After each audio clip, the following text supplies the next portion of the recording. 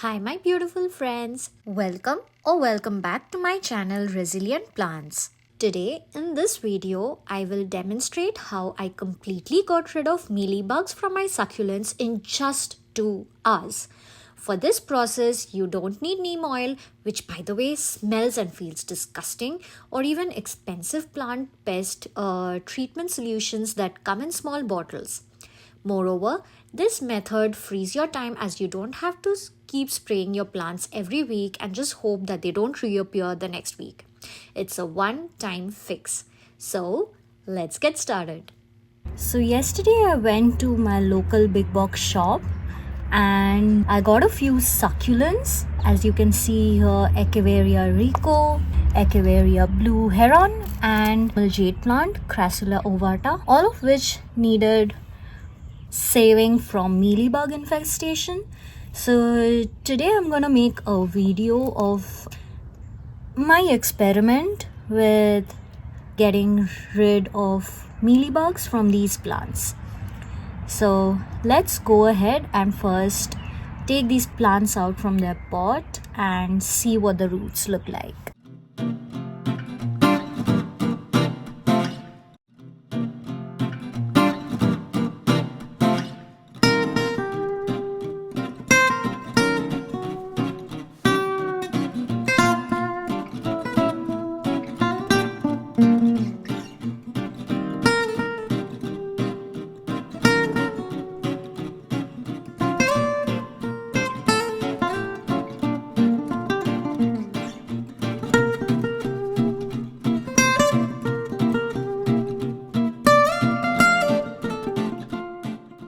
So as you can see, I have taken off the soil from all of my plants, and especially the jade has some pretty nasty mealybugs on it. Let me see if I can find one. So all these white cottony stuff that you see are mealybugs. Let me see if the camera can focus. So in this area,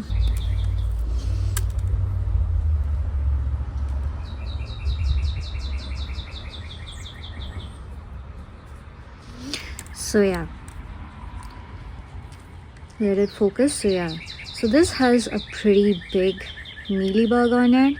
You can see there are multiple infestations. So this part was inside the soil.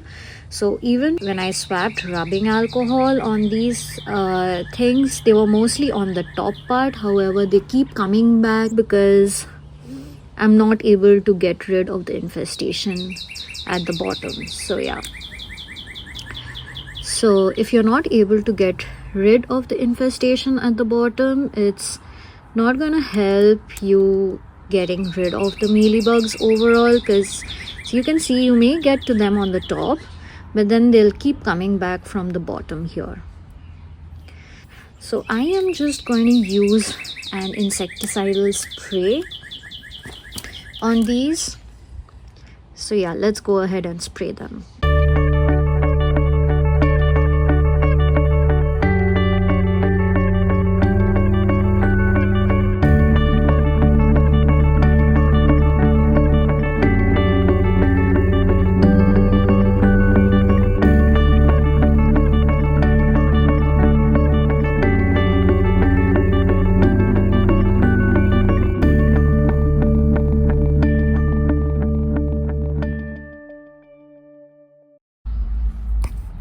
So starting from this side, this has already been 5 minutes since I first sprayed it, and I'm guessing that the mealybugs in this should have died off by now. And I'm now going to be washing off all the chemicals and the bugs and the soil from this in this water here. So this water has an ml of API water conditioner. So this video is not sponsored by API, but I just like using the water conditioner to make my tap water suitable for my plants. So yeah, let's go ahead and start rinsing my plants off. So I'm going to start with this one, since this one was the first one that I sprayed, and let's hope that all the mealybugs are gone.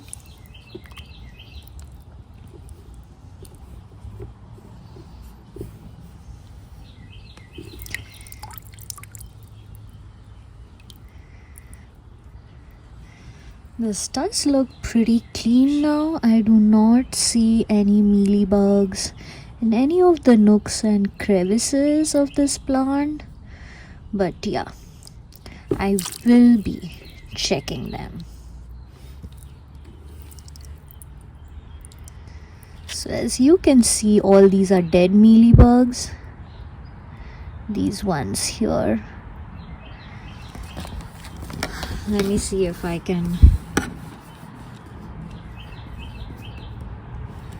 prick them out. Oops.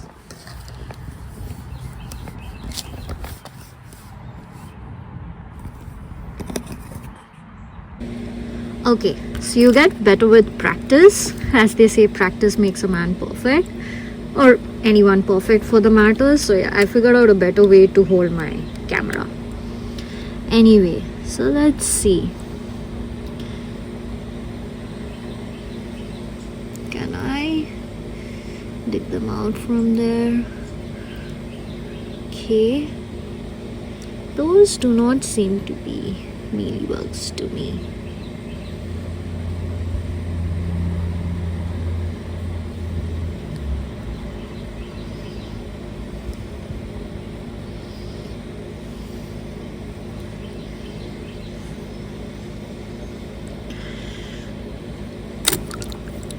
Well, hopefully they have died, because I did give them a very drastic spraying of insecticide, and these are not your houseplant insecticides, but this is like a commercial insecticide for like house pests like ants and spiders and stuff like that.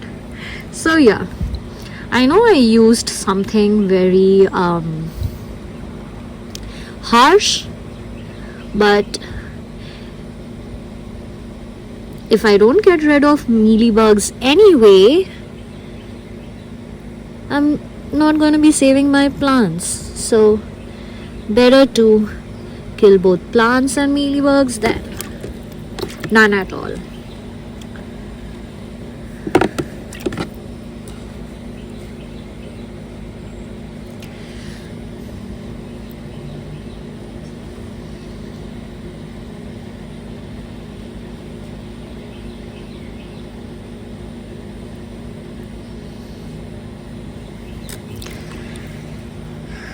Okay, so I am going to take a time lapse of this process, and I'll get back to it when again I'm repotting it.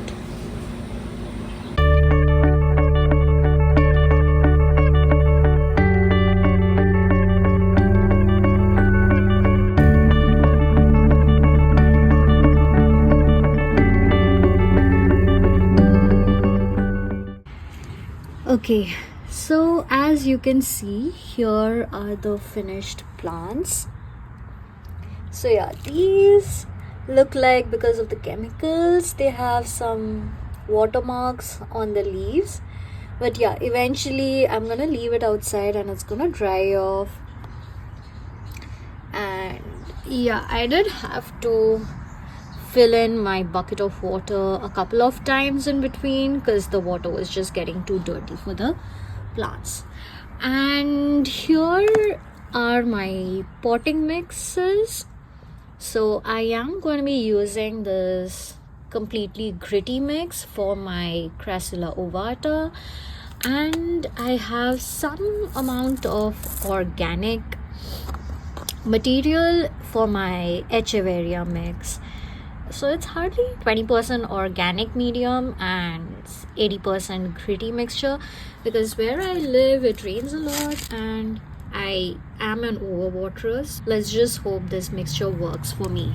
Oh, by the way, I did lose all these leaves from this large stem here, but that's okay. I do not intend on keeping this long one. I am just going to be cutting it from here and planting the stem directly into the soil for it to grow roots.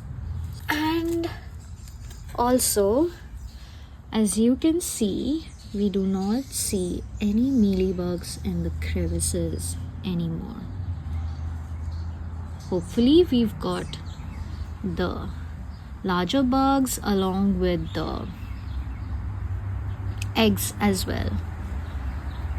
So let's go ahead and pot these guys up.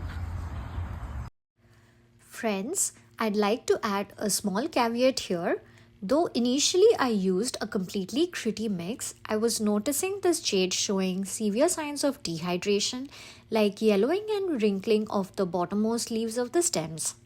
This happens because the plant uses the water and nutrients from the lower leaves, which are both the oldest and the largest, to support newer growth on top.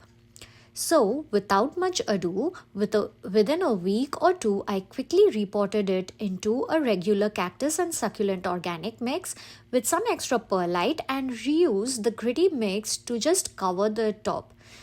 This was done to just avoid fungus gnats from infesting the organic mix below.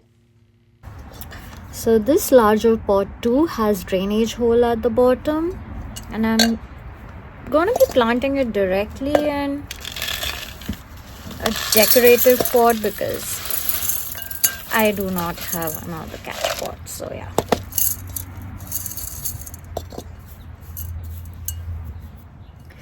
So I filled up a little at the bottom, and now I'm going to start putting my plants in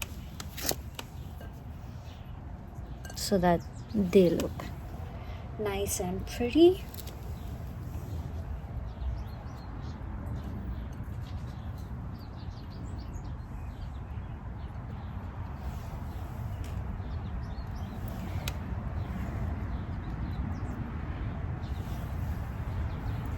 So I am going to be showing the finished product after planting the entire thing.